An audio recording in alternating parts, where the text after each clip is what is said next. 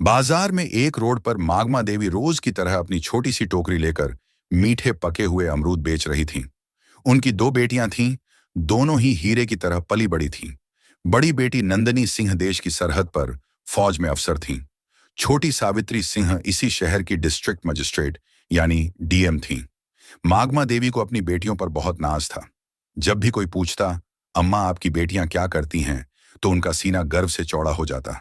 वह कहती एक देश की रक्षा करती हैं और दूसरी जिले की। लेकिन मागमा देवी आज भी कभी कभी बाजार में अमरूद बेचने बैठ जाती, पर अपनी बेटियों को कभी नहीं बताती। सब कुछ ठीक चल रहा था, तभी एक इंस्पेक्टर जिसका नाम अरुण चौधरी था, अपनी बुलेट मोटरसाइकिल पर वहां आया।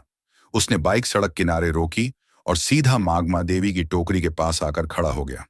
अरुण ने टोकरी में से एक अमरूद उठाया और बिना कुछ कहे मुंह में डाल लिया।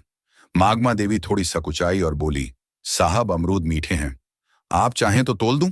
अरुण चौधरी ने अकड़ते हुए जवाब दिया, हाँ हाँ दे 1 किलो। मागमा देवी ने कांपते हाथों से अमरूद तोलकर पॉलिथीन में दे दिए। अरुण ने पैकेट लिया, फिर से एक अमरूद निकाला और सामने ही काट कर खाने लगा। कुछ देर तक चबाने के बाद उसने मुंह बनाते हुए कहा, ये क्या बेचा है तूने, एकदम बेस्वाद। अमरूद मीठा तो बिल्कुल भी नहीं है। मागमा देवी घबराकर बोली, नहीं साहब, बहुत मीठे हैं, आप चाहें तो दूसरा छक्कर देख लीजिए। लेकिन अरुण चौधरी हंसते हुए बोला, चुप, तेरे अमरूद का एक दाना भी मीठा नहीं। तूने मुझे बेवकूफ बनाया है। और सुन, मैं 1 रुपया भी नहीं दूंगा, समझी? मागमा देवी ने हिम्मत करके हाथ जोड़ते हुए कहा, साहब मेहनत से लाए हैं, कुछ तो पैसे दे दीजिए बस। यही सुनते ही अरुण चौधरी का पारा चढ़ गया।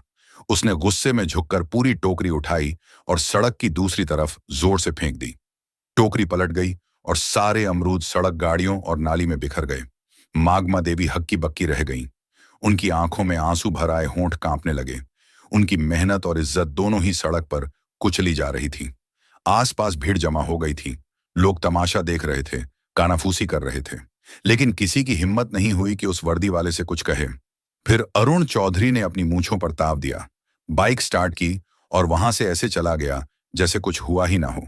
भीड़ में से किसी ने मागमा देवी की मदद नहीं की, लेकिन पास के ही एक घर की छत पर खड़ा एक नौजवान लड़का रोहित ये सब कुछ अपने मोबाइल फोन में रिकॉर्ड कर रहा था। उसका खून खौल रहा था। वह मागमा अम्मा को बचपन से जानता था और उनका बहुत सम्मान करता था।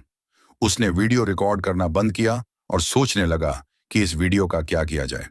उसे पता था कि मागमा अम्मा की एक बेटी फौज में है। उसने कहीं से उनका नंबर जुगाड़ किया था।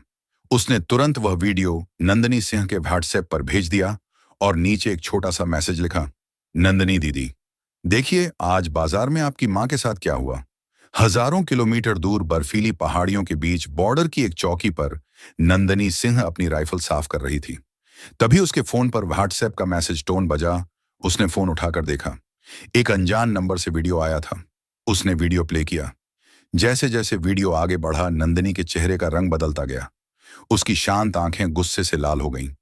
जब उसने इंस्पेक्टर अरुण चौधरी को अपनी मां की टोकरी उठाकर फेंकते देखा, तो उसके हाथ कांपने लगे। उसकी मां, जिसने उसे और उसकी बहन को पालने के लिए अपनी पूरी जिंदगी लगा दी, आज सड़क पर बेबस रो रही थी और लोग तमाशा देख रहे थे। उसके अंदर का फौजी जाग उठा।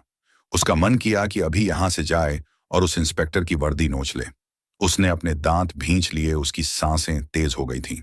उसने तुरंत वह वीडियो अपनी छोटी बहन डीएम सावित्री सिंह को फॉरवर्ड किया। वीडियो भेजते ही उसने सावित्री को फोन लगाया। सावित्री उस वक्त अपने ऑफिस में एक जरूरी मीटिंग में थी। उसने अपनी बड़ी बहन का फोन देखा तो मीटिंग रोककर फोन उठाया और पूछा, हाँ दीदी, सब ठीक है, कुछ भी नहीं है, बोली। नंदनी की आवाज में गुस्सा और दर्द साफ झलक रहा था। मैंने तुझे एक वीडियो भेजा है, उसे देख, अभी के अभी देख। सावित्री ने फोन होल्ड पर रखा और व्हाट्सएप खोला। वीडियो देखते ही उसके पैरों के नीचे से जमीन खिसक गई। उसकी मां, उसकी प्यारी मां, सड़क पर बिखरे अमरूद के लिए रो रही थी। एक मामूली इंस्पेक्टर ने उसकी मां की इज्जत को सड़क पर रौंद दिया था। सावित्री की आंखों में भी आंसू आ गए, लेकिन उसने खुद को संभाला। वो एक डीएम थी, उसे भावनाओं में बहने का हक नहीं था। सावित्री ने कांपती आवाज में कहा, दीदी, मैं बर्दाश्त नहीं कर सकती ये सब। ये सुनते ही नंदनी फोन पर गुस्से में बोली, मैं आ रही हूं, छुट्टी लेकर मैं उसको नहीं छोड़ूंगी। सावित्री नरम आवाज में बोली, नहीं दीदी, आपकी जरूरत देश की सरहद पर है। यह मेरा इलाका है, ये लड़ाई मैं लूंगी। मां को इंसाफ मैं दिलाऊंगी, कानून के तरीके से। नंदनी कुछ देर चुप रही। वह अपनी बहन की आवाज में छिपे इरादे को समझ गई थी। बोली, ठीक है, लेकिन उसे ऐसी सजा मिलनी चाहिए कि उसकी रूह कांप जाए। सावित्री ने कहा, आप चिंता मत करो दीदी, अब यह मेरा काम है, और फोन काट दिया। उसने मीटिंग में मौजूद सभी अफसरों से कहा, यह मीटिंग यहीं खत्म होती है, आप सब जा सकते हैं। सावित्री अपनी सरकारी गाड़ी में नहीं, बल्कि एक प्राइवेट गाड़ी में बैठकर अपने पुराने घर की तरफ निकली। रास्ते में उसने अपने डीएम वाले कपड़े बदलकर एक साधारण सा लाल रंग का सलवार सूट पहन लिया। वह अपनी मां के पास एक बेटी बनकर जाना चाहती थी, डीएम बनकर नहीं। जब वह घर पहुंची तो मग्न देवी एक कोने में चुपचाप बैठी थी। उनकी आंखें सूजी हुई थीं। अपनी बेटी को अचानक देखकर वह घबरा गई। सावित्री, तू यहां सब ठीक तो है? सावित्री कुछ नहीं बोली। वह बस अपनी मां के पास गई और उन्हें कसकर गले लगा लिया। मां की गोद में सिर रखकर वह अपने आंसू नहीं रोक पाई। मां, आपने मुझे बताया क्यों नहीं? मागमा देवी ने सिसकते हुए कहा। क्या बताती बेटी, मैं नहीं चाहती थी कि तुम लोगों को कोई परेशानी हो, और वह पुलिस वाला है। छोड़ उसकी बात।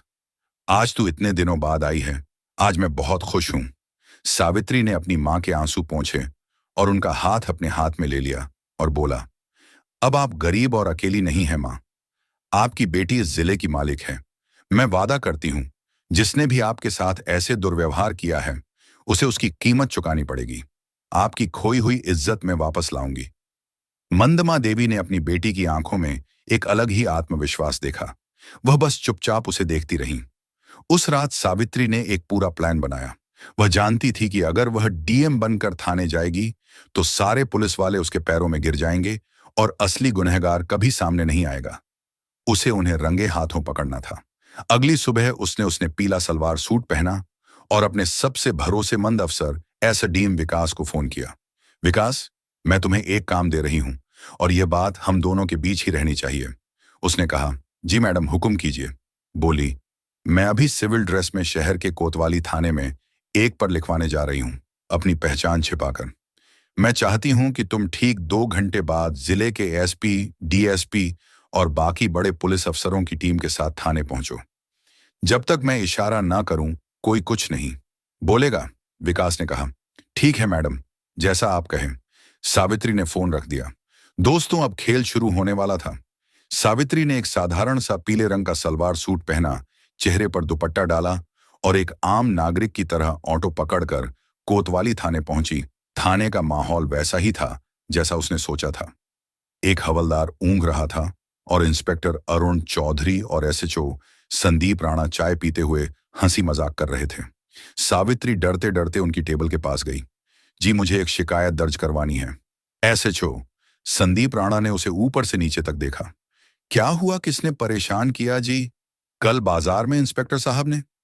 जैसे ही उसने इंस्पेक्टर का नाम लिया, अरुण चौधरी चौकन्ना हो गया। उसने सावित्री को घूर कर देखा। क्या इंस्पेक्टर साहब ने? नाम क्या है तेरा और किस इंस्पेक्टर की बात कर रही है? जी, आप ही थे। आपने कल बाजार में एक बुजुर्ग महिला के अमरूद की टोकरी सड़क पर फेंकी थी। मैं उनकी बेटी हूं। सावित्री ने अपनी आवाज में थोड़ी घबराहट लाने की कोशिश की। यह सुनते ही अरुण और संदीप जोर जोर से हंसने लगे। ओहो, तो तू उस बुढ़िया की बेटी है? अरुण ने मजाक उड़ाते हुए कहा। तो क्या हुआ, सड़क पर गंदगी फैलाएगी तो लाठी पड़ेगी ना। चल भाग, यहां से कोई एफआईआर नहीं लिखी जाएगी।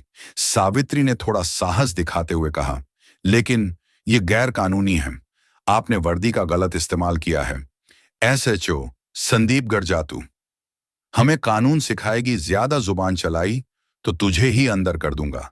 सरकारी काम में बाधा डालने के जुर्म में निकल। यहां से सावित्री वहीं खड़ी रही और बोली, मैं फर लिखवाए बिना नहीं जाऊंगी। बहस बढ़ रही थी कि तभी एक हवादार भागता हुआ अंदर आया। उसकी सांसें फूली हुई थीं। सर गंगा प्रसाद यादव जी थाने में आ रहे हैं। गंगा प्रसाद यादव का नाम सुनते ही अरुण और संदीप दोनों के चेहरे का रंग बदल गया। गंगा प्रसाद शहर का एक बहुत बड़ा और दबंग नेता था, जिसके इशारे पर पुलिस वाले नाचते थे। दोनों इंस्पेक्टर अपनी कुर्सी से ऐसे उछले जैसे करंट लग गया हो। अरे जल्दी करो, गेट खोलो, संदीप ने हवलदार को डांटा और दोनों भागकर गेट की तरफ गए, जैसे कोई बहुत बड़ा साहब आ रहा हो। एक सफेद सफारी गाड़ी थाने के अंदर आकर रुकी। उसमें से सफेद कुर्ता पायजामा पहने गंगा प्रसाद यादव उतरा। अंदर आते ही उसने अपने मजाकिया अंदाज में कहा, क्या हाल है चौधरी? काम धाम अच्छा चल रहा है ना? कोई मुर्गा उर्गा फंसाया कि नहीं? आज अरुण और संदीप हाथ जोड़कर मुस्कुराने लगे। अरे साहब, आपकी कृपा है, आइए बैठिए। लेकिन तभी गंगा प्रसाद की नजर कोने में खड़ी सावित्री स्त्री पर पड़ी। सावित्री को देखते ही उसके चेहरे की हंसी गायब हो गई। उसके माथे पर पसीना आ गया और उसके होश उड़ गए। वह जिस लड़की को एक आम लड़की समझ रहा था, उसे पहचानते ही उसकी सिट्टी पिट्टी गुम हो गई। वह तेजी से आगे बढ़ा और सावित्री के सामने जाकर हाथ जोड़कर खड़ा हो गया। उसका सिर झुका हुआ था। नमस्ते मैडम, आप यहाँ इस वक्त मुझे फोन कर लिया होता, मैं हाजिर हो जाता। उसकी आवाज में हकलाहट साफ थी। इंस्पेक्टर अरुण और एसएचओ संदीप हैरान रह गए। उनकी आंखें फटी की फटी रह गईं। यह हो क्या रहा है?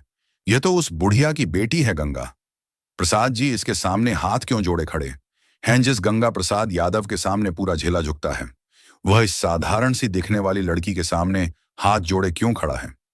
ये लड़की है कौन? अरुण ने धीरे से संदीप से पूछा। यह क्या हो रहा है?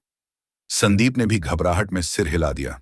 इससे पहले कि वे कुछ समझ पाते, थाने के बाहर गाड़ियों के रुकने की आवाज आई। एक के बाद एक लाल बत्ती वाली गाड़ियां थाने के सामने आकर रुकी। गाड़ियों से डीएसपी, एसडीएम और जिले के कई बड़े आईएएस एंड आईपीएस अफसर उतरे और तेजी से थाने के अंदर आए। वे सब आकर चुपचाप सावित्री के पीछे लाइन बनाकर खड़े हो गए, जैसे अपने सीनियर को रिपोर्ट कर रहे हों। अब थाने में सन्नाटा था।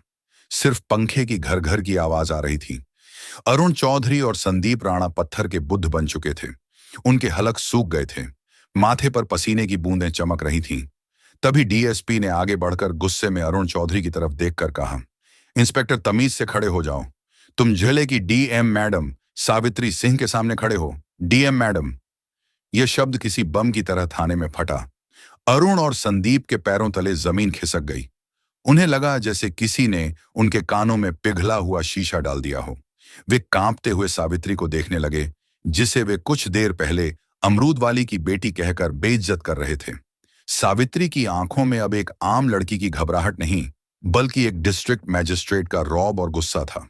उसने अपनी ठंडी और कड़क आवाज में कहा, inspector Arun Chaudhary and SHO Sandeep Rana, दोनों की आत्मा तक कांप गई। You are suspended with immediate effect. Savitri ने आदेश दिया। एसडीएम साहब, इन दोनों के खिलाफ वर्दी की ढांस दिखाने, एक आम नागरिक को अपमानित करने और अपनी ड्यूटी ना करने के जुर्म में फर्ज दर्ज कीजिए। साथ ही इनके खिलाफ एक विभागीय जांच भी बिठाई जाए। एसपी साहब ने तुरंत अपने मातहतों को इशारा किया और दोनों इंस्पेक्टरों की बेल्ट और टोपी उतरवा दी गई। कल तक जो शेर बने घूम रहे थे, आज बीगी बिल्ली की तरह सिर झुकाए खड़े थे। तभी नेता गंगा प्रसाद यादव ने हिम्मत करके कहा, मैडम नादान है, गलती हो जाती है, माफ कर दीजिए, मैं समझा दूंगा इनको। सावित्री ने घूमकर गंगा प्रसाद को ऐसी नजरों से देखा कि वो कांप गया। नेताजी, यह नादान नहीं, सरकारी वर्दी में छुपे गुंडे हैं, और जहां तक समझाने की बात है तो अब इन्हें कानून समझाएगा। और बेहतर होगा कि आप इस मामले से दूर रहें, वरना जांच की आंच आप तक भी पहुंच सकती है। गंगा प्रसाद यादव का चेहरा सफेद पड़ गया। वह समझ गया कि इस नई डीएम से टकराना आसान नहीं है। वह चुपचाप सिर झुकाकर वहां से खिसक गया, लेकिन उसकी आंखों में एक अजीब सी नफरत और गुस्सा था जो सावित्री ने पढ़ लिया था। अगली सुबह सब समझ रहे थे कि डीएम बेटी ने मां को इंसाफ दिलाया। सब कुछ ठीक लग रहा था, लेकिन सावित्री एक दिन रात को जब खाना खा रही थी, तभी उसके पर्सनल फोन पर एक अननोन नंबर से कॉल आया। उसने फोन उठाया। हेलो। दूसरी तरफ से कोई कुछ नहीं बोला, बस एक भारी सांस लेने की आवाज आई। फिर एक बदली हुई मशीनी आवाज में कोई बोला, डीएम साहिबा शहर में नहीं हो, ज्यादा उड़ने की कोशिश मत करो। इंस्पेक्टर तो बस मोहरे थे, खेल तो अब शुरू होगा। सावित्री ने कड़क आवाज में पूछा, कौन बोल रहा है? वही जिसकी दुम पर तुमने पैर रख दिया है, कहकर उस आदमी ने फोन काट दिया। सावित्री के माथे पर चिंता की लकीरें उभर आईं। वह समझ गई थी कि गंगा प्रसाद यादव इतनी आसानी से हार मानने वालों में से नहीं है। यह लड़ाई अभी खत्म नहीं हुई थी, बल्कि अब और भी ज्यादा खतरनाक होने वाली थी। उसे अब सिर्फ अपनी मां की इज्जत ही नहीं, बल्कि उनकी जान की भी फिक्र होने लगी थी।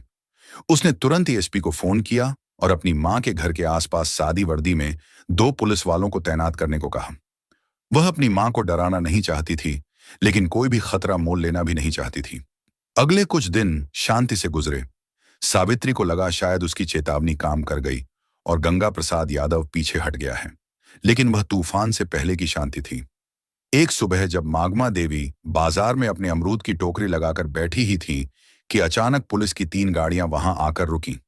उनमें से एक नया इंस्पेक्टर उतरा, जिसे सावित्री नहीं जानती थी। उसने मागमा देवी की टोकरी की तरफ इशारा करते हुए कहा, हमें सूचना मिली है कि इन अमरूदों की आड़ में नशीले पदार्थों की तस्करी हो रही है। तलाशी लो। इससे पहले कि कोई कुछ समझ पाता, एक सिपाही ने अमरूदों के नीचे से भूरे रंग के नशीले पदार्थ निकाले और चिल्लाया, असर मिल गया। नशीला पदार्थ बाजार में हड़कंप मच गया। लोग कानाफूसी करने लगे। देखो, डीएम की मां नशीले पदार्थ बेचती है। मागमा देवी सन रह गई। वह रोते हुए बोली, नहीं साहब, यह मेरा नहीं है। किसी ने मुझे फंसाया है। लेकिन किसी ने उनकी एक न सुनी। पुलिस उन्हें जबरदस्ती जीप में बिठा कर ले गई। यह खबर आग की तरह पूरे शहर में फैल गई। न्यूज चैनलों पर ब्रेकिंग न्यूज चलने लगी। डीएम सावित्री सिंह की मां नशीले पदार्थ के आरोप में गिरफ्तार। यह गंगा प्रसाद यादव का मास्टर स्ट्रोक था। उसने सावित्री पर सीधा हमला नहीं किया, बल्कि उसकी सबसे बड़ी ताकत और सबसे बड़ी कमजोरी, उसकी मां पर वार किया था। अब सावित्री एक अजीब दुविधा में फंस गई थी। अगर वह अपनी शक्ति का इस्तेमाल करके मां को छुड़ाती तो उस पर पद का दुरुपयोग करने का आरोप लगता, और अगर वह चुप रहती तो उसकी बेगुनाह मां जेल में सड़ती। सावित्री के ऑफिस में फोन की घंटियां बजने लगीं। मीडिया मंत्री, सीनियर अधिकारी, हर कोई जवाब मांग रहा था। तभी उसकी बहन आर्मी ऑफिसर अवनिका का फोन आया। उसकी आवाज में गुस्सा और बेचैनी थी। बहन, ये क्या हो रहा है? मैं आ रही हूं। मैं उस गंगा प्रसाद को नहीं छोड़ूंगी। सावित्री ने गहरी सांस ली और अपनी आवाज को स्थिर करते हुए कहा, नहीं दीदी, तुम्हें आने की जरूरत नहीं है। अगर हम भी उनकी तरह गैर कानूनी काम करेंगे तो उनमें और हम में फर्क क्या रह जाएगा? यह लड़ाई अब कानून के दायरे में ही लड़ी जाएगी और जीतेगी भी।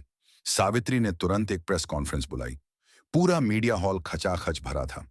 कैमरों की फ्लैश लाइट उसकी आंखों में चुभ रही थी। उसने माइक संभाला और कहा, मैं जानती हूं आप सबके मन में क्या सवाल है। मेरी मां पर गंभीर आरोप लगे हैं। कानून सबके लिए बराबर है, चाहे वह एक आम नागरिक हो या डीएम की मां। इसलिए मैं इस केस की जांच से खुद को अलग करती हूं, ताकि जांच पर कोई असर न पड़े। एसपी साहब एक स्पेशल टीम बनाकर इस मामले की निष्पक्ष जांच करेंगे। मुझे भारत के कानून पर पूरा भरोसा है। दूध का दूध और पानी का पानी होकर रहेगा। सावित्री का यह दांव देखकर गंगा प्रसाद यादव भी हैरान रह गया। उसे लगा था कि सावित्री बौखलाकर कोई गलत कदम उठाएगी, लेकिन उसने तो बड़ी समझदारी से खुद को जांच से अलग कर लिया था। लेकिन सावित्री सिर्फ कानून के भरोसे नहीं बैठी थी। उसने रोहित को बुलाया।